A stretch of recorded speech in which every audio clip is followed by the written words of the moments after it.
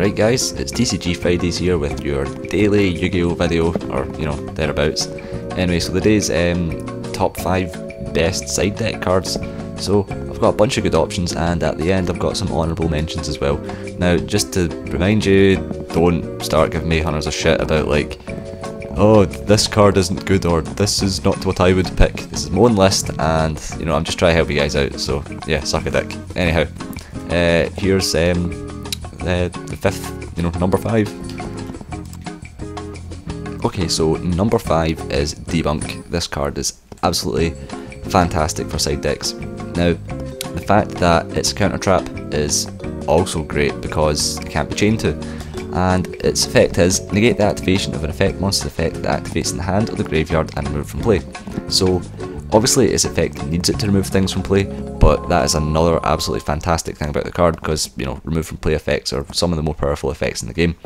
So this card could be, used to counter a whole bunch of decks such as Mermail, Budgeons for getting rid of Crane and Killing and Turtle, Fire Kings.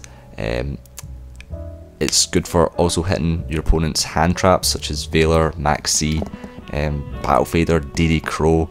So it's also good for side decking against side deck cards as well. Zombies as well for like Mizuki and Plague Spreader, and as well as Madolche because all of those effects activate in the grave. So Debunk's is a really solid card for side decks, hits a lot of things, and also it'll hit a lot of random rogue cards that may be crucial to your opponent's deck. So it covers a bunch of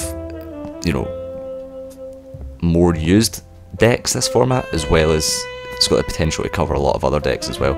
So yeah, number 5, Debunk. Okay, so number 4 is taken up by 2 cards, but they've both got the same sort of effect, both Macrocosmos and Dimensional Fissure. So these seem to be like a staple in side deck cards, this format, and obviously they've got a lot of uses. Macrocosmos is chainable, but Dimensional Fissure you can just play it straight away, so they both elicit their own situations. But as far as the remove from play effects go, that's why you're going to use these cards. Simply because remove from play effects just affect so many cards, and it's a shame that Macrocosmos and Dimensional Fissure have been limited. It almost seems like it was necessary, but now they seem to have more play, being seen at 1 each. Strange. However, still very solid cards. They're going to hit, kind of like Debunk, they're going to hit anything where the graveyard is needed. Especially zombies, obviously. Budgeons are going to hit Budgeons. It's going to hit Fire Kings. It'll also hit Mermail as well. But it also hits Fire Fist a little bit with, Wolf Bark. And I can't really think of anything else that comes to mind, but this definitely affects a lot of the meta decks nowadays. Maybe not so much Harpies, because Harpies can just kill it like straight away. It's also it's quite good for baiting out MSTs and things, so it's kind of good in that sense. But yeah, so these cards hit way too many decks not to be used, and you're definitely going to get your value out of side decking these cards.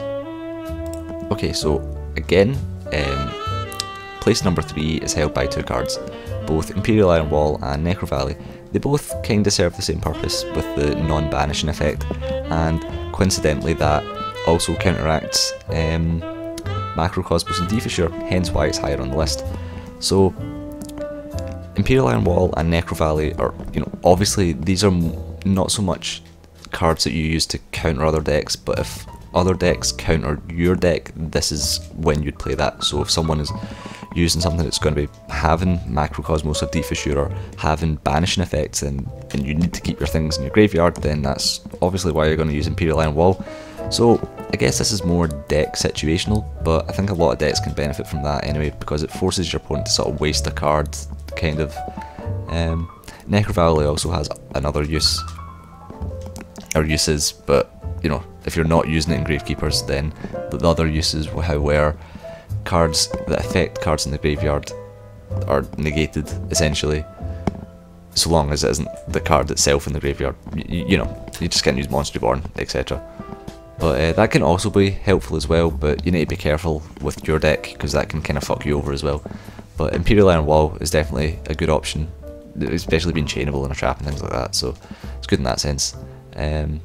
It does also counter things. It does counter Bujins completely, because Bujins then can't remove to activate their costs. And obviously last format it countered dragons really well, because dragons couldn't remove to special summon, so it was a big thing then. Not so much in this format, but you know, Bujins are going to be a gigantic thing, clearly. So yeah, anything that counters Bujins is a good thing, and anything that saves your cards is also a good thing. So Imperial Iron Wall. Okay, so again, number 2 is taken up by 2 cards, but they both, again, do a very similar effect. So you've got DNA Surgery and you've got Zombie World.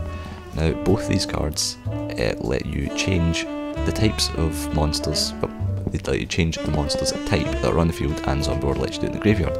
Now this hits like literally everything. This will hit Fire Fist, it'll hit Bujins, it'll hit Noble Knights, it'll hit Gear Gaze, it'll hit Karakuri, it'll hit Spellbooks, it'll hit random shit, and not only that,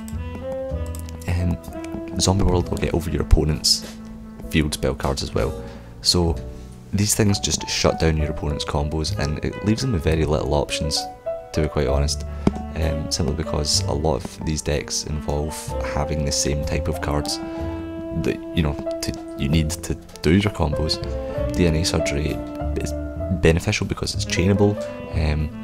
You can, if you side deck in DNA Surgery to Bujins, you can then call Beast Warrior, and it actually benefits you even more for this, because it lets Turtle become useful as you can crane it or something like that.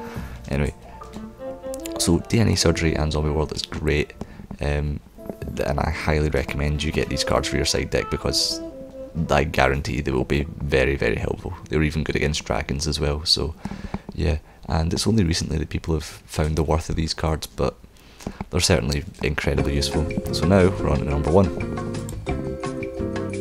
Now, I'm sure you guys all knew what number 1 was, and here it is. It's Prohibition. Now, this pretty much goes without saying, almost. You run 3 Prohibition in your side deck, and that should really be a standard. I mean, maybe not for everybody, but definitely for me it is. Prohibition is so great, especially if you use it right. You call the right card, and it's just going to shut down your opponent's deck. I remember calling Infernity Archfiend when I was playing against Infernities, and they just literally can't do anything. I remember calling Abyss Megalo when I was playing Mermails, literally couldn't do anything. You could call Crane when you're playing Bujins, you could call Spellbook Vader, Spellbook Tower, or Spellbook whatever spellbook you want. You can call anything, and that's what's great about Prohibition, simply because it can hit any card you need it to. Now, it's not so great against random rogue decks or things that don't really have like a sort of main card that's pissing you off, but yeah, aside from that, Prohibition is fantastic, and there's really no other competition for the most solid side deck card. So now we'll move on to some honourable mentions of cards that are still useful to side deck, but didn't quite make the top 5. First honourable mention goes to Thunder King Ryo. So this pretty much shuts down a lot of decks such as Spellbooks and Fire Fists, I think, because they can't Tenki. And it's just great because decks that kind of need to go in XYZ summons, Thunder King's going to get around that as well. Just the fact that it can shut out those searching cards is really what makes it so great, but the fact that it's limited means that its use is also limited as well, because you need to kind of luck into getting it or find a way of searching it. So yeah, Thunder King Ryo, absolutely fantastic card, and one of the better. I mean, really, you'd maybe be better off main decking it this format, simply because it hits that much. Even if it hits your deck, the point is you go Thunder King Ryo, you're in control of the game, you know what it is that you're doing, and your opponent has to play around it, not you. So yeah. Okay, so another great honourable mention is Royal Decree. So these format decks seem to be quite trap heavy, and normally their traps are used quite a lot for defensive purposes. So Royal Decree can be great to get around that, especially if you then, you side out whatever traps that you're running. A lot of people generally tend to main deck Royal Decree, but it can be a really nice side deck option because people might not expect it, and it's been good to get over Imperial Iron Wall, maybe Macrocosmos, so it's really good in that sense. So Royal Decree can be a really, like a wild card option, but it's definitely something to consider depending on your playstyle for Yu-Gi-Oh anyway. Back during Dark Arm Dragon format, well, Teledad format, whatever, Shadow Imprisoned Mirror held more of a place in the meta, but now it could easily come back because, depending on your deck, Evo Swarm might be a really awful matchup, and now, kind of the same, Gravekeepers are going to be a thing now with Legacy of the Valiant coming out, so Shadow Imprisoned Mirror hits those two decks, and if your deck is, you know, because they both have kind of similar effects, how Ophion Stop Special Summoning and Gravekeepers are going to have that, so, you know, Shadow Imprisoned Mirror could be a really helpful thing for you to side deck, so this might have went in the list after Legacy of the Valiant, but we don't know yet, so we can see.